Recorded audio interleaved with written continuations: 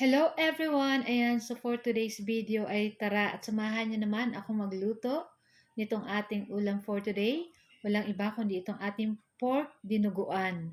Isa sa ating mga pagkain Pilipino na talagang hindi mawawala din po minsan sa mga handaan na kahit hindi po handaan ay maluluto natin sa ating bahay. Ayan. So, simple lang naman po ito at napakadali din namang lutuin. So, pasintabi po sa ating mga friend na mga Muslim, sa ating mga followers na mga Muslim. Ayan, pasensya na po dito sa aking lulutuin. So, ayan na nga.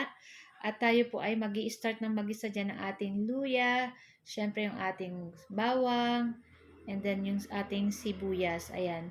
Halu-haluin lang po natin ayan hanggang lumabas na yung aroma nitong ating mga bawang, luya, at nitong ating sibuyas. At pag nangamoy na, syempre pwede na natin isunod dyan yung ating pork. Ayan, yung ating pork po dyan ay minarinate na natin sa konting toyo na may laurel paminta para may lasa po yung ating pork. So, naglagay pa rin po ako ng konting asin dyan para mamaya ay mag-a-adjust na lang tayo kung matabang pa or tama na yung lasa. So, naglagay rin po pala ako dyan ng 1/2 pork cube. Ayan. At pagkatapos halu-haluin lang po natin iyan. At pagkatapos ilagay na rin natin dyan yung itong ating maskara ng baboy. So, yung ating maskara ng baboy guys, pinakuluan na po natin iyan kanina. Kaya luto naman na po iyan dati. So, naglagay na rin po tayo dyan ng paminta at nagdagdag pa tayong konting asin. Ayan. Pakunti-kunti lang po yung paglalagay natin ng mga pampalasa para hindi natin masyadong maalatan. So, pag medyo matabang, magdadagdag na lang po ulit tayo ng asin or kung ano po. At pagkatapos, syempre, luto na rin naman yung ating mga pork dyan. Ayan, ilagay na natin dyan itong ating hilaw na saging na saba. Ayan, pig-slice lang po natin ng ganito. Usually po dito sa Bicol, ilalagay nila sa dinuguan is bungkukan, yung San Fernando ba tawag nun sa Tagalog, or minsan po langka na ginagayat nila ng maliliit. Ayan.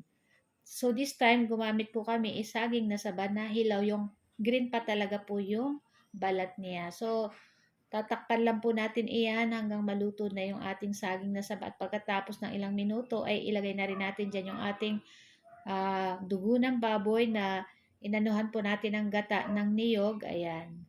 At pagkatapos ay naglagay rin po tayo dyan ng harina na inano natin sa tubig para pampalapot po dito sa ating lulutuing pork dinuguan. And syempre hindi mawawala yung ating suka at itong ating siling pangsigang. Usually po ang pork dinuguan dito sa amin ay talagang nag-aagaw yung asim, talagang lasang-lasa mo yung suka. At syempre napakasarap po nito guys sa puto na i-partner. Syempre pang ulam din po. Ayan. So guys, ayan, at ilang minuto lang ay papatay na rin natin yung apoy at luto na rin po itong ating napakasarap na pork dinuguan. Syempre tinikman po natin iyan at para sa akin tamang-tama na po yung lasa. So hindi na po tayo dyan nagdagdag pa ng mga pampalasa pa. Okay na po iyan.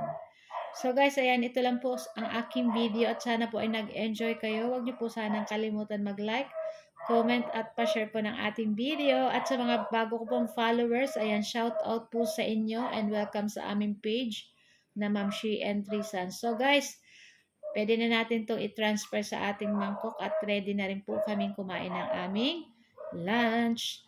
So, ayan na yung ating pork niniguan na super yummy at malapot. So, guys, thank you for watching. See you next video. Ciao! Yummy!